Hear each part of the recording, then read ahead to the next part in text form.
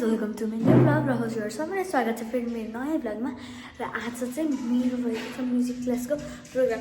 योभन्दा अगाडिको भिडियोमा त देखिसक्नु होला, हामी कुलपूजामा गएको थियौँ। सो मैले चाहिँ प्र्याक्टिस गर्न राम्रोसँग पाएको छैन, बट अल्सो म्युजिक चाहिँ पर्फर्म गर्नु पर्यो होइन त। त्यही भएर मलाई चाहिँ यहाँ जानु पाउने गाइज मङ्सिरको है। यहाँ चाहिँ मङ्सिरको 20 गते र कुलपूजा थियो हाम्रो मङ्सिरको 18 गते। प्लस अब प्र्याक्टिस नै गर्न पाएको थिएन। 17 गते नै एक्टिभ है होइन। 18 गते त अब आउँदाखेरि त यहाँ 7:30 भएको थियो, त्यहाँ 7 बजे थियो। अनि हजुरहरू त ब्लग एडिटिङ गरिसकेको थियो। र हाम्रो म्युजिक क्लासमा के प्रोग्राम हो त भनेर सोच्नु भयो। के प्रोग्राम हो अब थाहा पाउनुहुन्छ। के हो भने नारायण गोपाल स्मृति साज आउनु होला 3 बजे है त। त्यहाँ चाहिँ मेरो सरले पनि राख्नुभएको छ फेसबुकतिर है, न्युजमै हेरिसक्नुभयो। न्युजमा नि आएको थियो होइन, एउटा के टिभीमा आएको थियो कि नेपाल टिभी हो कि केमा आएको थियो है, नेपाल वन टिभी हो क्या साँच्ची होइन। अनि थाहा पाइसक्नु होला अब गेस्टहरू आउँदै हुनुहुन्छ। मैले गाउने गीत चाहिँ केही मिठो बात गर। अब नारायण गोपाल स्मृति साज भएपछि त नारायण गोपालकै गीत गाउनु पऱ्यो नि। अब त्यहाँ देख्न सक्नुहुन्छ एकदमै नर्भस छु। अब मेकअप गर्छु, कपडा लगाउँछु अनि जान्छु है त गाइज। अब हजुरले देख्नुहुन्छ मेरो पर्फर्मेन्स, यस्तो नर्भस छु साथीहरू। Guys I am very nervous होइन। त्यहाँ अगाडि गएर स्टेजमा अब मलाई खोइ हाँसै उठ्यो भने आई कान्ट कन्ट्रोल के। सो म त पिसी गिटार छु। So I will close my eyes and sing okay है। सो म जाने बेलामा हजुरहरूलाई देखाउँछु है त। अब म यहाँ एकदमै डर लागिसक्यो गाइज। अनि त भर्खरै नुहाएको यस्तो काली भइसक्यो। म कपाल कर्ली चाहिँ गरेँ होइन है साथीहरू, कर्ली देखेको होला, गरेँ होइन। स्ट्रेटै छ, यतापट्टि स्ट्रेट छ, फेरि यतापट्टि कर्ली छ। सो म मेकअप गरेर हजुरहरूलाई देखाउँछु है त। म चाहिँ मेकअप गरिसकेँ। अब म चाहिँ जान्छु। अहिले चाहिँ 11:30 बजिरहेको छ होला। मामु चाहिँ 3 बजी आउनुहुन्छ किनकि यो चाहिँ हाम्रो चाहिँ रिहर्सल छ। सो अहिलेको लागि चाहिँ म गएँ। अब त्यही प्रोग्राममा मलाई मामुले भिडियो खिचिदिनुहुन्छ भने देख्नुहुन्छ है त। बाई। ग्रहणलाई यहीँ अहिले केही समय रोक्न म गइरहेको छु। यो जारी नै रहन्छ र समयको पाबन्दीले हामी केही ढिलो हुन गइरहेको छौँ। त्यस कारणले गर्दाखेरि आजको यस कार्यक्रमलाई अगाडि बढाउनका लागि मैले सभाध्यक्षप्रति अनुमति चाहे अगाडि बढ्नको लागि। र सर्वप्रथम यस कार्यक्रमलाई हामी राष्ट्रिय गीतबाट सुरु गर्छौँ। त्यसको लागि मिडियाबाट आउनुभएका मिडियाकर्मी तथा पत्रकार साथीहरू र सम्पूर्ण आफ्नो अमूल्य समय दिएर आजको कार्यक्रम सफल बनाउन आइदिनु भएको सम्पूर्णलाई नमस्कार तथा अभिवादन व्यक्त गर्न चाहन्छु म हितु जुजुको तर्फबाट। आज रहेको छ मङ्सिर 20 गते र हिजो मङ्सिर 19 गते। वास्तवमा भन्नुपर्दा हिजो मङ्सिर 19 गते र यो गीतको बोल छ केही मिठो बात गर रात त्यसै ढल्किँदैछ। हुन पनि अब हामी बिस्तारै रात ढल्किनै गइरहेको छ। र यसका गायक स्वर सम्राट नारायण गोपाल हुनुहुन्छ। मैले किन उहाँलाई घरिघरि उहाँकै गीतहरूमा समर्पित भए तापनि आज हामीले उहाँको नाम लिएर भने सम्झिरहनु पर्ने हुन्छ। त्यस कारण मैले उहाँको नाम बारम्बार दोहोऱ्याइरहेको हो। पक्कै पनि गीत सम्पूर्ण गीतहरू उहाँकै हो, तैपनि उहाँको नाम मैले लिइरहेको छु। यस गीतका गीतकार वरिष्ठ गीतकार हुनुहुन्छ काली प्रसाद रिजाल, जसले काल जस्तै यस्ता गीतहरू हाम्रो लागि छोडेर दिनुभयो, पस्किनु भएको छ। र सङ्गीतकार स्वयं स्वर। यो गीतलाई मञ्चमा गाउनको लागि नानी गायिका उपमा शर्मा आउँदै हुनुहुन्छ। उहाँलाई स्वागत गरौँ। हेलो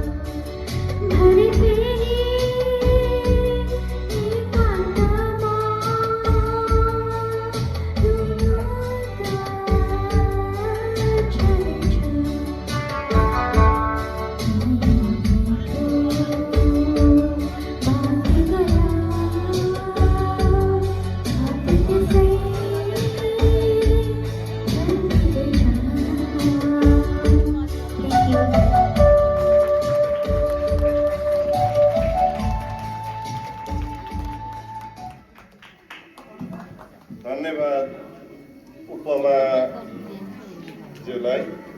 खालका होइन त्यस्ता खालका छौँ। हामी कसरी सुरक्षित हुने त होइन, ब्याङ्किङ हामी कसरी सुरक्षितसँग डिजिटल फाइनेन्ससँग हामी जोडिन सक्छौँ भन्ने विषयमा हामी केही तपाईँहरूसँग प्रस्तुत गर्ने चाहिँ चाहन्थ्यौँ।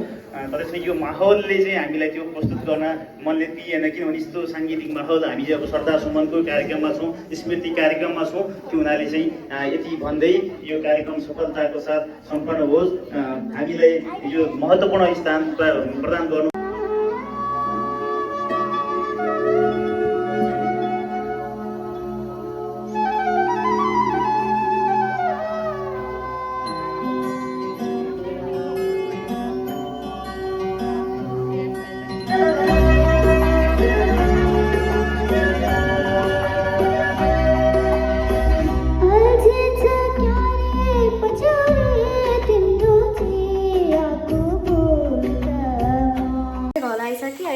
अब अहिले चाहिँ कति बज्छ भन्ने थाहा भएन है, यहाँ देखिएन, तर राम्रो भयो।